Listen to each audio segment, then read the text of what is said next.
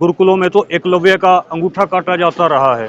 गुरुकुलों में तो शंभू का वध ये लोग करते आए हैं। कल को हो सकता है इनको हरी बत्ती में भी जो है वो मुसलमान नजर आने लगे और ये उसको भी बदलवाने की कोशिश करें कि हरी बत्ती आए तो रोक दिया जाए ट्रैफिक, और लाल बत्ती आए माने भगवे रंग जैसी कोई बत्ती आए तो ट्रैफिक को चला दिया जाए। ना किसी जाट के हाथ में आएगी, ना किसी गुज्जर के हाथ में आएगी। मुसलमान के विरोध में हिंदू वोट कंसोलिडेट होगा तो सत्ता केवल ब्राह्मण और ब्राह्मणवादी शक्तियों के हाथ में आएगी। इस्लामोफोबिया जो है ये कोई आज का फिनोमिना नहीं है। ये 1947 से पहले भी इस्लामोफोबिया पैदा करने की कोशिश हुई है। उसकी वजह यह है कि हिंदू जो है वो अलग अलग जातियों में बटा हुआ है। आप किसी भी मंदिर से बाहर निकलने वाले हिंदू से अगर आप पूछेंगे कि तुम कौन हो तो वो कहेगा जी मैं जाट हूँ, कोई कहेगा जी मैं गुज्जर हूँ, कोई कहेगा मैं चमार हूँ, कोई कहेगा मैं लोध हूँ, कोई अपनी अपनी जातियाँ वो बताएंगे। कोई भी ये नहीं कहेगा कि हम हिंदू हैं। लेकिन जब मुसलमान विरोध की बात आएगी तो सारा जो वो अलग अलग जातियों में बटा हुआ हिंदू समाज है वो अपने आप को मुसलमान के विरोध में हिंदू कहना वो शुरू कर देगा। और फिर हिंदू के नाम पर अगर वोट पड़ेगा तो जो सत्ता आएगी, जो पावर आएगी, वो केवल और केवल ब्राह्मण के हाथ में आएगी।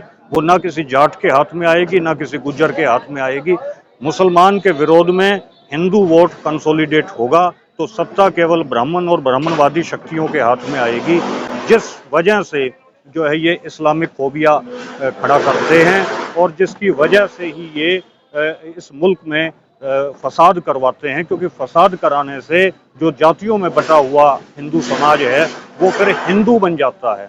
और आज इस्लामोफोबिया में आप देखें कि पहले हम लोग सुनते थे कि पेप्सी का मतलब है pay every penny to save Israel, कि ये पेप्सी जो पिएगा उसका एक एक पैसा वो इजराइल की सेफ्टी के लिए, इजराइल को मजबूत करने के लिए, इजराइल को सेफ करने के लिए, pay every penny to save Israel, Israel को मजबूत करने के लिए जाएगा। तो जो विदेशों में जिस तरीके से किसी कौम, किसी किन्हीं लोगों के खिलाफ जो प्रचार होता था, वो अब रामदेव केवल अपना एक ब्रांड बेचने के लिए वो ये कह रहा है कि भाई जो रूह अफ़जा है वो भी मुसलमानों के जिहाद का हिस्सा है। तो इन लोगों की सोच कितनी गिर गई है कि ये छोटी छोटी चीज़ों में भी जो है, कल को ये जो लाल और हरी बत्ती जो होती है जो सड़कों के ऊपर, कि भाई लाल बत्ती है और हरी बत्ती है, कि लाल बत्ती को देखेंगे तो ट्रैफिक रुक जाएगा, हरी बत्ती को देखेंगे तो ट्रैफिक चलने लगेगा। कल को हो सकता है इनको हरी बत्ती में भी जो है वो मुसलमान नजर आने लगे और ये उसको भी बदलवाने की कोशिश करें कि हरी बत्ती आए तो रोक दिया जाए ट्रैफिक, और लाल बत्ती आए माने भगवे रंग जैसी कोई बत्ती आए तो ट्रैफिक को चला दिया जाए।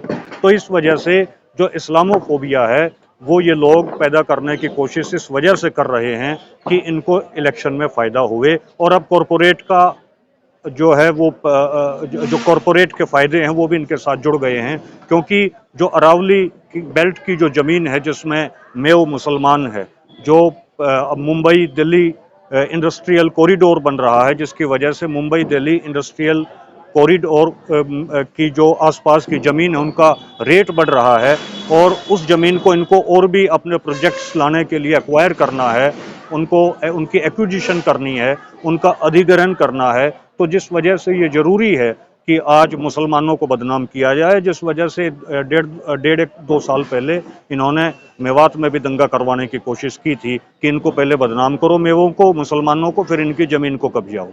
सरबत जिहाद शुरू किया गया, क्या ये दौर चलेगा?